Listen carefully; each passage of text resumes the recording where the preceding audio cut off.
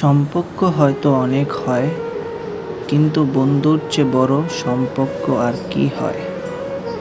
বন্ধুত্ব হয়তো রক্তের সম্পর্ক নয়, কিন্তু রক্তের চেয়েও কোনো অংশে কম নয়।